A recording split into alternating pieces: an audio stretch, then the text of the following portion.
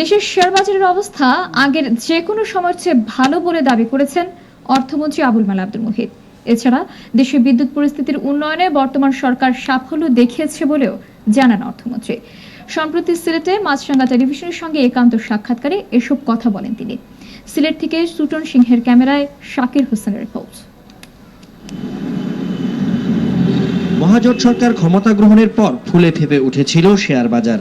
এরপর যখন দরপতন শুরু হয় তখন কোনোভাবেই তার হ্রাস টেনে ধরা যায়নি। সর্বশান্ত হন অসংখ্য ক্ষুদ্র বিনিয়োগকারী। শেয়ার কেলেঙ্কারি নিয়ে তদন্তে নানা মহলের সংশ্লিষ্টতার অভিযোগের পরও অর্থমন্ত্রী বিশ্বাস করেন বিনিয়োগকারীরা নিজের দোষেই পুঁজি হারিয়েছেন। আমাদের দেশের এইগুলা যারা স্টক মার্কেটে কাজ করে বেশিরভাগই অশিক্ষিত আর বেশিরভাগই ক্রুক, তারা এইসব হুজ্জুবিটিকে বুঝি না।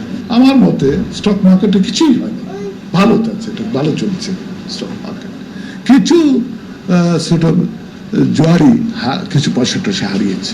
তার দাবি এখন শেয়ার বাজার আগের চেয়ে অনেক বেশি স্থিতিশীল। আগে যেরকম রেজ হইতো তার থেকে 100 গুণ বেশি রেজ করছি।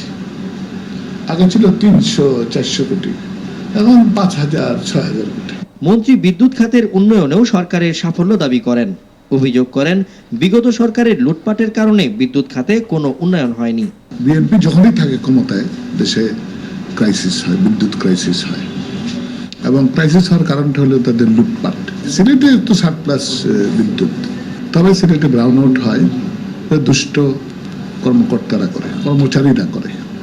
এটার কোনো কারণ নাই, এদের সব কতটা বদমাশ আছে, ঘুষ খায় আর দলবাজি করে।